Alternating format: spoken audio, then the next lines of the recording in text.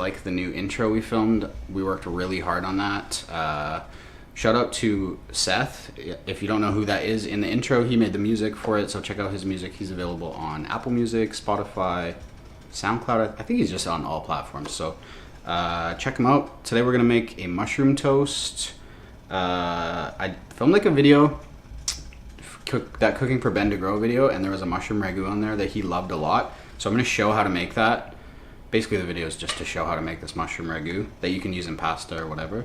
But I'm gonna put it on a piece of toast, fry an egg on top. It's still really, really hot here, so we're not trying to like do anything too crazy. It's gonna be a couple more weeks till we like maybe turn the oven on. I got a pan heating up here as usual. I got this over like medium low-ish, and kind of just while I prep the mushrooms and stuff, I just wanna flavor this oil with a little bit of thyme. You can like be all perfect about it and take all the little flowers off, but I just like throw them in whole time, and then I'll just take it out after. Nice, made a huge mess, so that's awesome. Pack of oyster mushrooms and a pack of creminis. You can cut these a few different ways. If you want it like, if you're doing it with like maybe pasta and like a big noodle, you could just do like quarters like this. But since we're doing it on toast with a fried egg, I want it to sit kind of flat, so I'm just gonna do, you know, standard slice mush. And then with the oysters, I just take, if there's any like, you can kind of feel the difference. When you try and put your fingernail through, you can feel if it's tough. If it's tough, rip that part off, and then just rip these. Rip them down the stem. Pretty simple. You'll see like when there's big clusters like this part is pretty tough.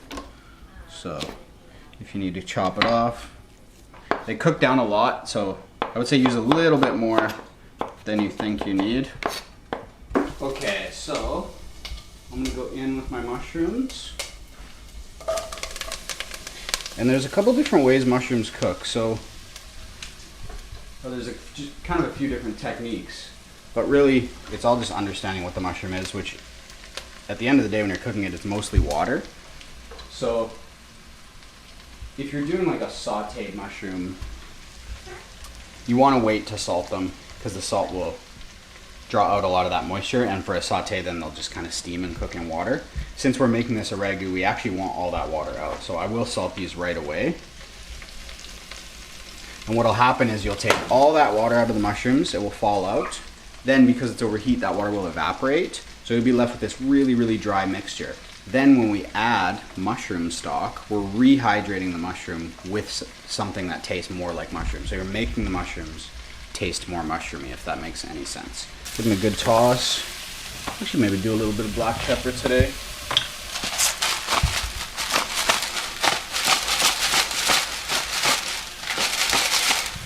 Shout out to the homie Glover who gave me his free pepper. He's moving back to Edmonton, so he gave me all his groceries. Big shout out to him. I know you watch the videos. A little bit of pepper, and yeah, it'll take a bit.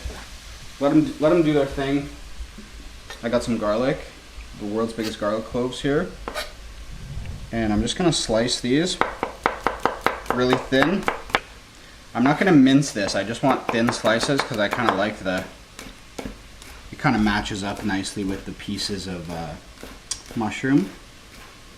And also, the smaller you cut garlic, the easier it is to burn. Now, we're not cooking really at a temperature where it is likely to burn, but still it's just nice.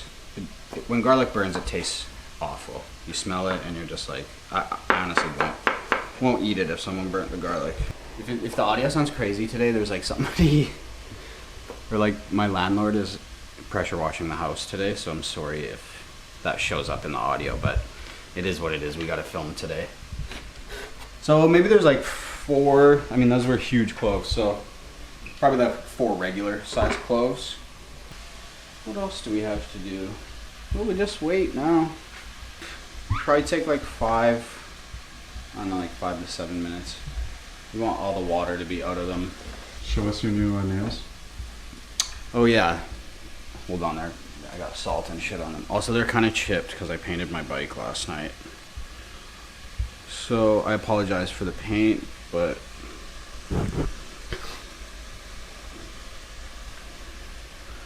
yeah, the homie Nicole did them. She's just learning. This is only her second set she's done, I think.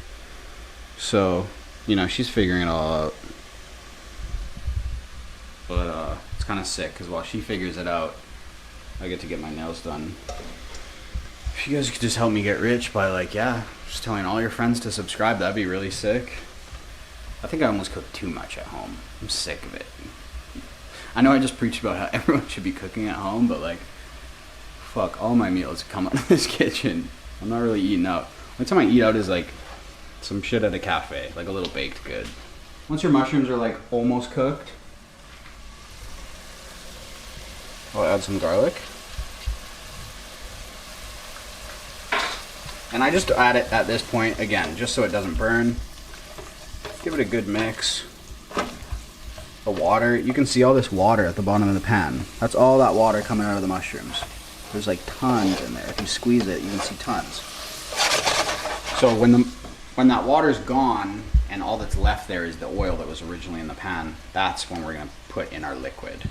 The idea here is removing the water of the fresh mushroom, which if you like press mushrooms, it doesn't have much flavor.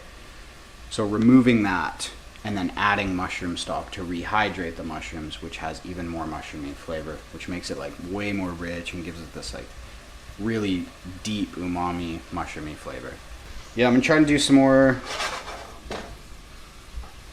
I feel like we took like a little bit of a break with the videos and tried to accommodate some easier stuff. And that was fun because I don't do not that I don't do easy food, it's all super easy, but I don't do like the timed stuff where it's like do this really fast.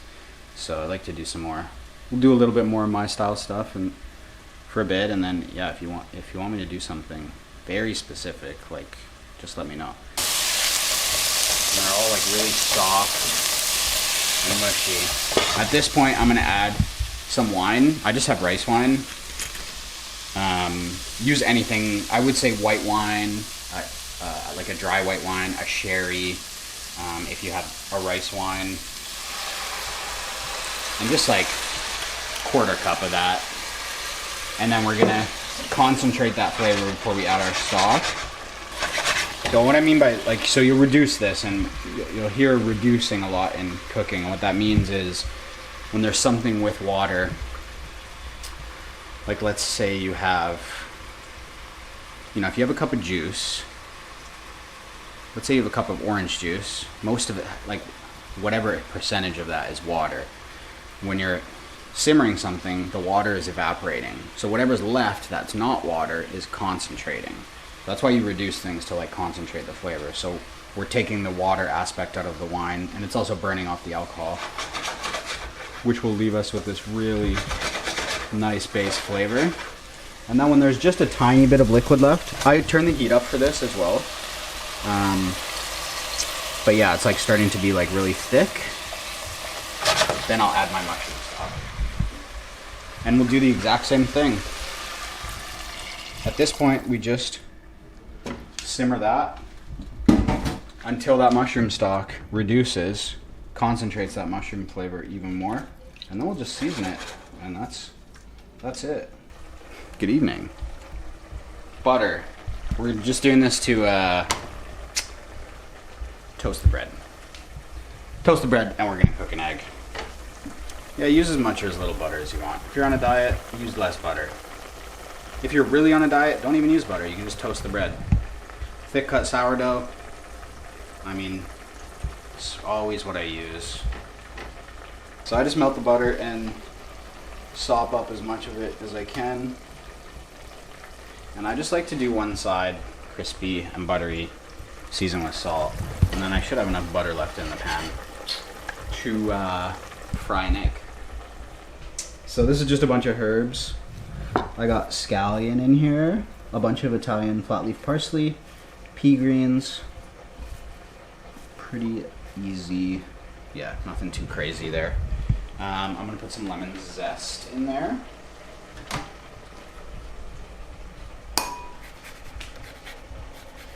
Not too much of this.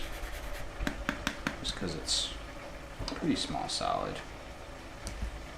And then just a tiny bit of lemon juice.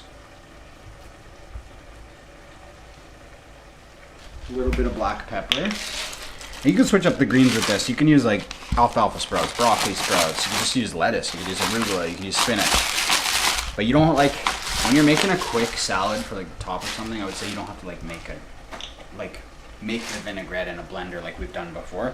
You can just literally dress things with some fresh citrus and some good oil. And I have a little bit of cold pressed oil here. This is cold pressed canola oil. And a good pinch of salt. And that's it, just toss this by hand. Make sure your seasoning's okay. That's perfect. That's what the bread should look like. Crispy, brown. A little bit of salt. Season your bread, guys. Sunny side up egg. I usually do poach, but since I got the butter in the pan and whatnot, I do it over like medium low. And just don't touch it. Season it, you can fully season it. There's like a myth with eggs that you can't salt your eggs or they turn watery. That has been disproven time and time again, so a little bit of salt. And just because we're doing pepper throughout the whole dish today, we'll do a little bit of pepper too. You don't want your pan too hot for doing a fried egg. You'll end up with that like bronze, like crispy skin, and you kind of lose what it is to be for the egg. And then what happens too is the top seems to never cook when it's on too high of a heat. The bottom cooks, and then you're left with this like mucusy top. So just do it, yeah, medium low while we do all this stuff. So this is our ragu now. There's like a little bit of liquid in it, but it's very thick liquid. It smells really good.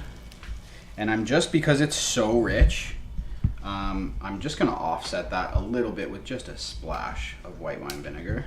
Don't use your knife to do this. Just kidding. So just a splash, like not much of this. I just want to lighten up that richness a bit. So maybe a tablespoon of that. And while it's still warm, I'm gonna put in a ton of butter. And I'm just gonna work this and emulsify that butter in. And it becomes this nice mushroom butter sauce. So at this point, you are ready to plate.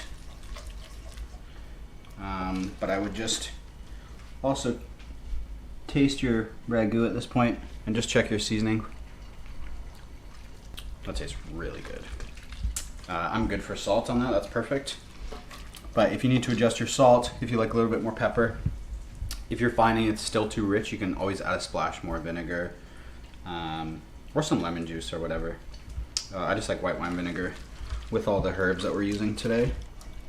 This is just like a standard camembert. I actually wanted brie, but they were sold out, so just enough for the bread. Some people like the this part, the rind off. I like it, so I'm gonna leave it on. And we're just gonna pile some mushrooms on here. And then we have the rest of this ragu that I'm gonna eat for dinner. But yeah, you can, like what you can do with this is you can obviously cool it down, keep it in the fridge. You could honestly even freeze it too.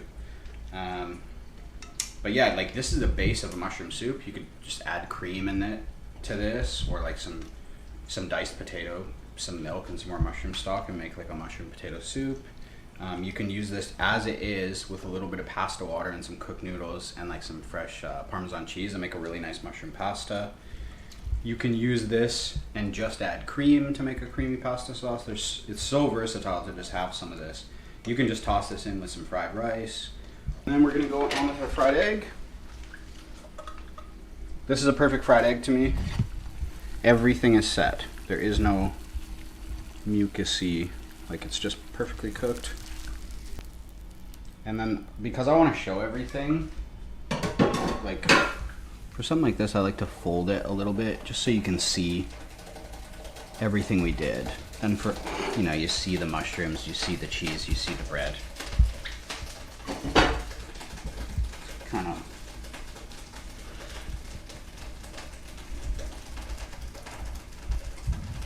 And there we go with our little herb salad, which will also lighten everything up because it's citrusy, but it's also savory with all these scallions. And this should taste like, I think it will taste really nice and balanced. Good for any meal of the day. That's it, we'll taste it. But that's it, yeah. If you have anything you want to see that's like kind of specific, if you make something that you really love and want to see how I would do it, just let me know in the comments. Like, I'm down to, I really like when people give me ideas because it's really hard to come up with stuff on a weekly basis, and like also with the kind of limited equipment, which I think is what a lot of people have, so it's pretty real.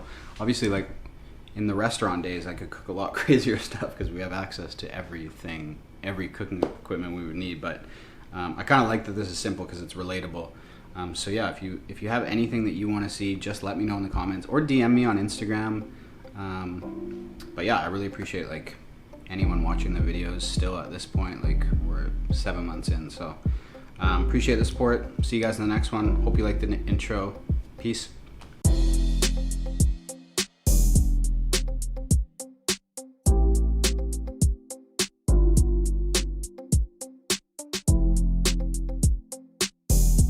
That's chaotic. Wow.